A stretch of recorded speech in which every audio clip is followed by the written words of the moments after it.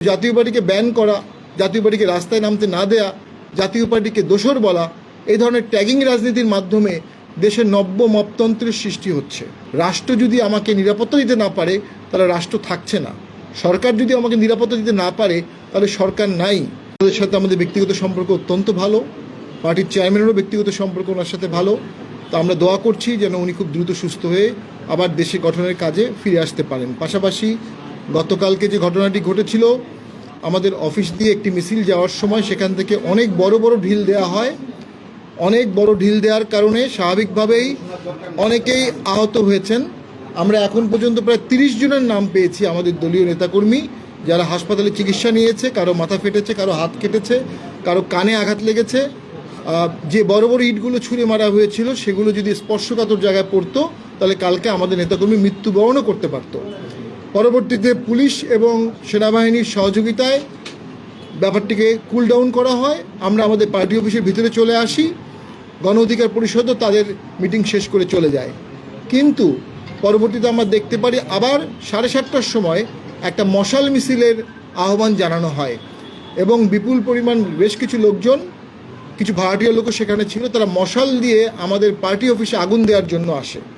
এই সময় পার্টি অফিসে অনেক নারী ছিল, আমাদের পার্টির চেয়ারম্যান ম্যাডাম ছিলেন, পার্টির চেয়ারম্যান ছিলেন, আমি ছিলাম, অনেক প্রেসিডেন্ট সদস্য ছিল, অনেক কেন্দ্রীয় কমিটির সদস্যরা ছিলেন, নারী ছিলেন, সাবেক সংসদ সদস্য ছিলেন।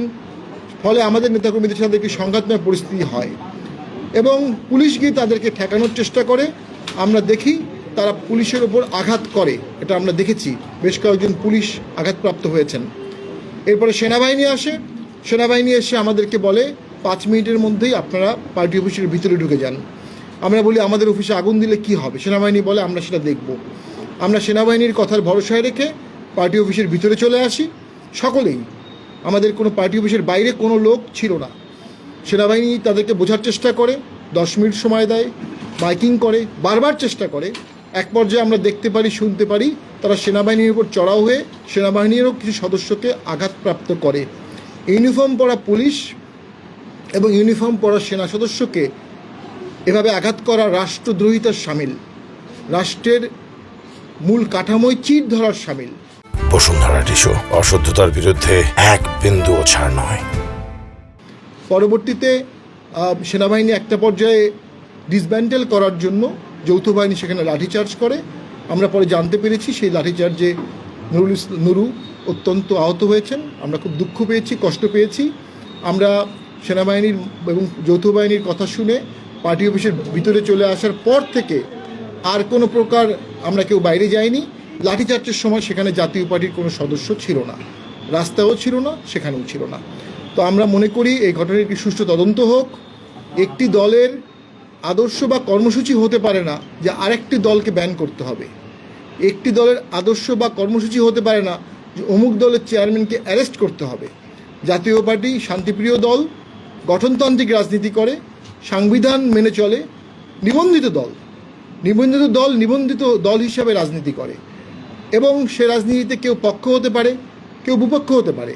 কিন্তু জাতীয় পার্টিকে ব্যান করা, জাতীয় পার্টিকে রাস্তায় নামতে না দেয়া, জাতীয় পার্টিকে দোসর বলা, এই ধরনের ট্যাগিং রাজনীতির মাধ্যমে দেশের নব্য মপতন্ত্রের সৃষ্টি হচ্ছে।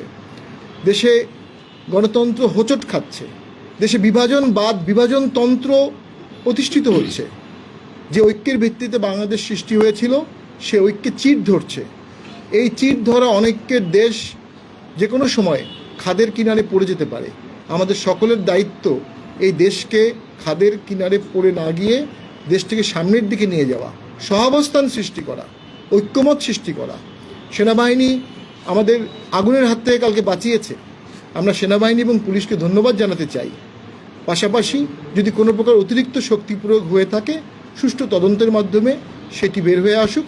আমরা চাই না কোনো পক্ষই অতিরিক্ত শক্তি প্রয়োগের মাধ্যমে কোনো অন্যায় করে থাকুক। এবং আমরা যেটা মনে করছি, আমাদের বিভিন্ন জেলায় পার্টি অফিসগুলোতে আগুন দেওয়া হয়েছে।